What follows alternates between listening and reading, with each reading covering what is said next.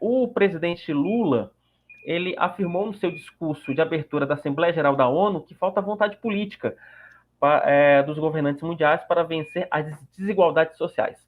O Lula voltou a cobrar os países ricos por dívidas ambientais e ressaltou que o desmatamento na Amazônia caiu 48%.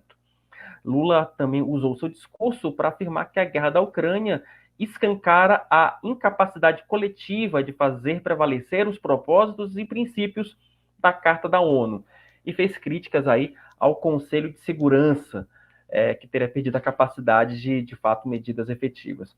É bom lembrar que o discurso do Lula durou exatos 21 minutos. E para comentar esse discurso, deixa eu trazer logo o nosso Duda Teixeira, nosso analista de internacional, que já está ali ansioso para falar sobre o Lula. Duda, antes da gente entrar nos comentários, vamos exibir alguns trechos do discurso do Lula e aí a gente vai começando em cima, pode ser? Acho que fica mais fácil. Claro, vamos lá. Matheus, solta o primeiro trecho, por gentileza. Sem mobilização de recursos financeiros e tecnológicos, não há como implementar o que decidimos no Acordo de Paris e no Marco Global da Biodiversidade. A promessa de destinar 100 bilhões de dólares anualmente para os países em desenvolvimento permanece apenas isso, uma longa promessa. Hoje, esse valor seria insuficiente para uma demanda que já chega à casa dos trilhões de dólares. Vamos aproveitar logo o segundo trecho, já para a gente fazer um primeiro bloco, porque eu quero ainda que a gente preencha aquela cartela de bingo que você fez na Cruzoé, Duda. Vamos ao segundo trecho. Os governos precisam romper com a dissonância cada vez maior entre a voz do mercado e a voz das ruas. O neoliberalismo agravou a desigualdade econômica e política que hoje assola as democracias. Seu legado é uma massa de deserdados e excluídos. Em meio aos seus escombros, surgem aventureiros de extrema-direita que negam a política e vendem soluções tão fáceis quanto equivocadas. Muitos sucumbiram à tentação de substituir um neoliberalismo falido por um nacionalismo primitivo, conservador e autoritário.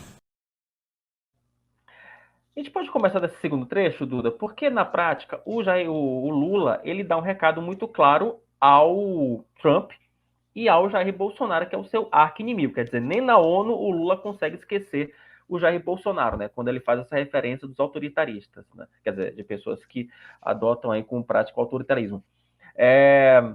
O que você achou do discurso do Lula, hein, Duda? Você acha que ele avançou em alguma coisa ou na prática ele juntou aí o que ele falou em 2003 com a ladainha da campanha eleitoral?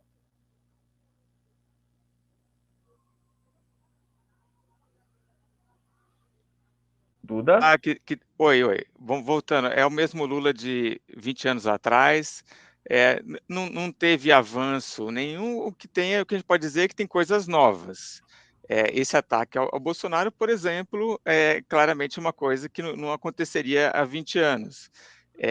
E não precisava, né? Ele é um presidente, ele pode falar ali dessas coisas de combate à fome, de multilateralismo e tal, sem atacar o rival político dele, que está inelegível.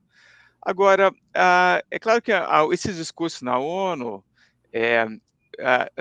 como são muitos, as pessoas não estão acompanhando todos os discursos, né? Você vê aqui, a gente vê o do Lula e o do Biden e acabou. Então, os presidentes, os primeiros ministros tendem a usar isso muito mais para falar para a própria plateia.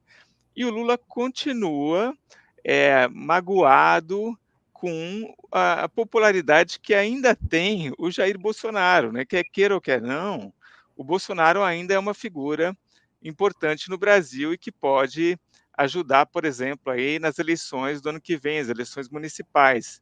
Então é por isso que o Lula fica o tempo inteiro batendo no Bolsonaro. Fora que isso ajuda a dar alguma popularidade para o Lula quando a situação ainda não melhorou, assim, né? Tipo, tudo bem que teve ali uma queda de desemprego e tal, mas os juros continuam altos, a situação não tem uma mudança, uma melhora tão grande. Então, enquanto ele não tem muito para mostrar, ele vai ficar realmente criticando o Bolsonaro e usou o palco da ONU para atacar o adversário aqui. Falando em discursos internos, não é, Duda? Durante o discurso, ele também fez uma referência à tragédia lá no Rio Grande do Sul, né? O Lula, que não foi fazer um sobrevoo pela área atingida, foi criticado, inclusive, por isso, ele tentou remediar um pouco isso no discurso da ONU. Eu não sei se a gente tem esse trecho separado, mas, ô, Matheus, coloca aí, por gentileza, os 2 próximos trechos que nós separamos aí do discurso do Lula, por gentileza. Senhor presidente, o princípio sobre o qual se assenta o multilateralismo, o da igualdade soberana entre as nações, vem sendo corroído. Nas principais instâncias da governança global, negociações em que todos os países têm voz e voto perderam o fôlego. Quando as instituições reproduzem as desigualdades, elas fazem parte do problema e não da solução. No ano passado, o FMI disponibilizou 160 bilhões de dólares em direitos especiais de saque para países europeus e apenas 34 bilhões para os países africanos. A representação desigual e distorcida na direção do FMI e do Banco Mundial é inaceitável. Não corrigimos os excessos da desregulação dos mercados e da apologia do Estado mínimo. As bases de uma nova governança econômica não foram lançadas. Os BRICS surgiu na esteira desse mobilismo e constitui uma plataforma estratégica para promover a cooperação entre países emergentes. A ampliação recente do grupo na cúpula de Joanesburgo fortalece a luta por uma ordem que acomoda a pluralidade econômica, geográfica e política do século XXI. Somos uma força que trabalha em prol de um comércio global mais justo, num contexto de grave crise do multilateralismo. O protecionismo dos países ricos ganhou força e a Organização Mundial do Comércio permanece paralisada, em especial o seu sistema de solução de controvérsias. Ninguém mais se recorda da rodada do desenvolvimento de Doha. Ô, Matheus, temos o último trecho ainda disponível? Repudiamos uma agenda que utiliza os imigrantes como bodes expiatório, que corrói o estado de bem-estar e que investe contra o direito dos trabalhadores. Precisamos resgatar as melhores tradições humanistas que inspiraram a criação da ONU. Políticas ativas de inclusão nos planos cultural, educacional e digital são essenciais para a promoção dos valores democráticos e da defesa do Estado de Direito. É fundamental preservar a liberdade de imprensa. Um jornalista como Julian Assange não pode ser punido por informar a sociedade de maneira transparente e legítima. Nossa luta é contra a desinformação e os crimes cibernéticos. Aplicativos e plataformas não devem abolir as leis trabalhistas pelas quais tanto lutamos. Tá aí, Lula defendendo a liberdade de imprensa e também a veracidade de informações. É só, de novo, né?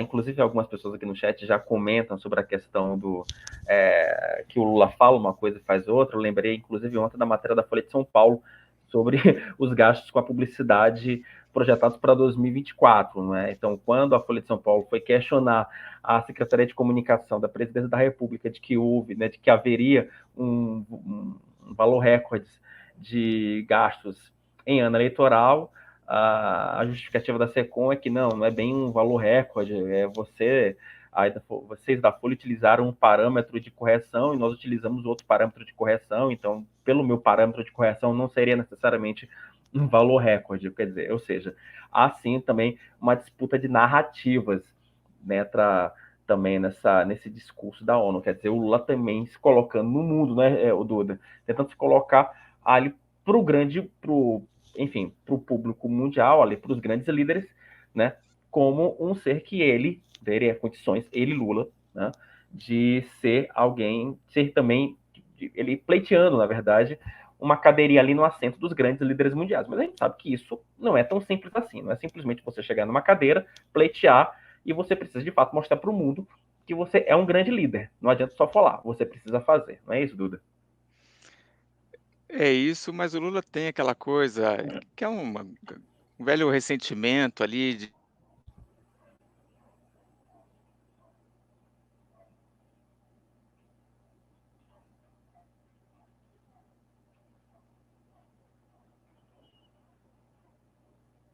Eu acho que a gente perdeu momentaneamente o Duda.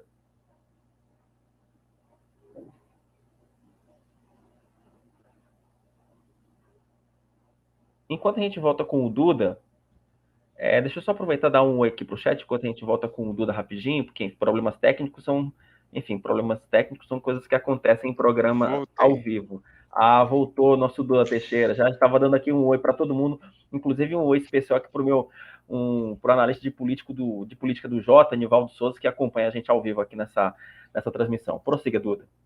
Então, voltando, você tinha me perguntado essa coisa do Lula querer se colocar como um grande líder mundial, né, a favor aí da democracia, da liberdade de imprensa, mas o Lula também tem um ponto que é essa coisa de sempre se colocar ali como um injustiçado, né, uma pessoa ressentida, e jogar a culpa nos outros países, nos países ricos. Mas isso sempre é usado por ele como uma maneira até de eximir o governo de fazer coisas ou até de não fazer nada, né? Então, por exemplo, quando ele critica o protecionismo dos países dos países ricos, ele quer usar isso como um pretexto para o Brasil sentar e jogar na gaveta as negociações do acordo Mercosul-União Europeia. O Lula é contra livre comércio, ele defende ali o comércio justo, a gente ouviu ele falar. Então, uma artimanha que ele usa para não fazer o que os outros querem que ele faça, né? Até eu quero que ele faça isso, que ele assine logo esse acordo de livre comércio com a União Europeia. Mas ele não Uhum. quer, aí ele põe a culpa nos países ricos. O primeiro áudio mostra que é ele falando que os países ricos têm que pagar 100 bilhões de dólares, né, para ajudar ali com a questão do meio ambiente. O Brasil Uhum. não precisa de ajuda financeira de ninguém para preservar a floresta amazônia ou o cerrado, mas é uma postura que o Lula sempre teve, né, isso desde criancinha lá, toda a vida dele de sindicalista, e como presidente ele sempre fez isso e fez isso hoje na ONU. Duda, e só para a gente fechar aqui a participação, porque temos o Rodrigo Oliveira, inclusive, já nos bastidores, ansioso para falar sobre as questões da economia. Matheus, temos aí a cartelinha de bingo do Lula na ONU, Matheus? Tá aí, vamos lá. E aí, gabaritou ou Sucesso. não, Duda? Então, a gente só não. Bom, primeiro agradecer aí o pessoal que ajudou aí, né, nessa cartelinha de bingo, o Caio Matos, o Rogério Ortega, a gente fez isso rapidinho ontem à noite. A gente quase gabaritou, assim. A gente só não gabaritou porque a gente fez umas brincadeirinhas, tá? Então a gente Aham. põe ali amor, né? O Putin. É óbvio que o Lula não vai falar assim, né? Do Putin ou do amor. Uhum. Mas fez referência ao Zelensky, né? O Duda estava falando aqui sobre a tabela aqui ainda, eu acho que ele deve ter caído aqui, mas olhando aqui pela nossa tabelinha de bingo, você vê que de fato faz aí uma referência a protecionismo, meio ambiente, quando ele fala de fake news, fala de narrativas, há uma crítica ao BRICS, ou seja, quer dizer, foi uma cartelinha aí que o Lula definitivamente ele conseguiu avançar em vários desses assuntos. Não sei se o Duda já voltou. Pronto, já estou escutando Duda. Voltei. Voltemos com a cartelinha e Duda, vamos lá. Aqui a gente segura. Tá. Quando um cai, o outro segura. É. Vamos que vamos. É, bom, e aí teve alguns assuntos que eu não estava esperando, tá? Então ele fala aí do jornalista Julian Assange, ele falou do Julian Assange, né, que é aquele hacker australiano. E o Lula não acha que o hacker australiano tem que enfrentar a justiça, porque ele é acusado de espionagem nos Estados Unidos.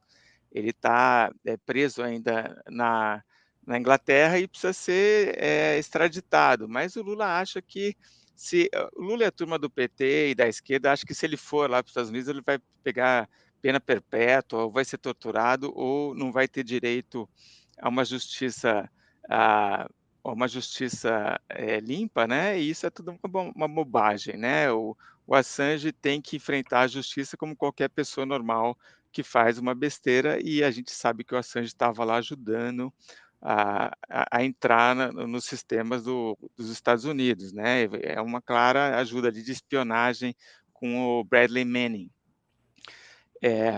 E aí, bom, eu não sei se acho que agora quem caiu foi o Wilson, mas eu sigo com uma outra ideia. Eu achei que foi revelador também o que o Lula não falou, tá? Uhum. Então aí Sem já dúvida. pode tirar a cartelinha, mas eu só queria comentar, por exemplo, tiveram algumas coisas que entraram como proposta nesse terceiro mandato do Lula, e que o Lula simplesmente não esqueceu, né? E fez isso porque são fiascos, são fracassos desse terceiro governo dele. Ele fala da Ucrânia, da guerra da Ucrânia, mas ele não fala mais de um clube de paz. Lembra que ele falava de um clube de paz de países para ajudar? Uhum. Acabou o assunto. Ele fala de negociação na guerra da Ucrânia, mas ele não fala da mediação brasileira, porque ele falava que o Brasil é que tinha que ir lá e fazer parte disso. Eh, Outras coisas. O plano de paz, lembra que eu tinha um plano de paz do Lula? A gente saiu um monte de matéria sobre isso. O plano de Uhum. paz não só nunca existiu, como também mesmo assim foi esquecido, né? O Lula não tem mais nenhum plano de paz, ele só fala: "Olha, vocês têm que negociar lá". Ele tinha falado também de ajudar a libertação de um bispo nicaragüense, que é o Rolando Álvares. A Nicarágua não aparece ali, né, na fala Uhum. dele. Falou do Brasil fiscal a eleição na Venezuela. O Maduro não está nem um pouco a fim de fazer isso, também não tocou no assunto. E aquelas críticas ao Tribunal Penal Internacional, que pegaram muito mal, não só no Brasil, como no exterior também, ele preferiu ficar quietinho. Então, o Lula já tem aí uns bons fracassos nessa política externa dele do terceiro mandato, e aí é óbvio, ele preferiu fazer de conta que essas coisas nunca existiram. E só para fechar, Duda, para a gente ser bem rápido, porque a gente precisa te liberar e também precisa também já chamar o Rodrigo Oliveira. Essa reunião da ONU, ela me pareceu muito esvaziada, né? Porque vários líderes não participaram, né? Como, por exemplo, o presidente da China e o presidente da Rússia, né? Vladimir Putin. O Putin cada vez mais é um tirano acossado, com medo, e está cada vez mais virando quase que um Daniel Ortega, né? Eu citei aqui a Nicarágua. O Ortega, por exemplo, nunca sai da Nicarágua, né? Porque ele sai que se ele sabe que ele sair, alguém toma o lugar dele, né? Só vai para Cuba. Então, o Putin ele sai muito pouco já da Rússia. Foi assim também no ano passado, então mais difícil. O Xi Jinping, aí acho que tem um outro motivo, e também isso conta para a questão do Putin não ter ido, é que o mundo cada vez realmente está polarizado entre democracias e ditaduras, né? E essas ditaduras estão cada vez mais fechadas entre elas, ou nesses grupinhos que eles se sentem mais à vontade, que é tipo o BRICS ou o G77. Então, ir lá para Nova York, para falar com muita gente, encontrar, sabe, assim, cada vez mais eles estão fechando em si mesmos, até porque hoje no mundo são eles que estão com a bola toda, né. A gente está no momento no mundo de reversão, democrática. As democracias é que estão com dificuldade, e cada vez mais China, Rússia, e outras ditaduras é que estão liderando o mundo. Então eu acho que eles não estão vendo muita necessidade de ir lá para Nova York. Tá certo. Duda Teixeira, nosso analista de internacional, fazendo aí um balanço sobre o discurso do Lula na Assembleia Geral da ONU. Duda, obrigado pela atenção, boa tarde para você e cuide-se e até a próxima. Valeu, Wilson, obrigado pelo convite, um abraço, tchau.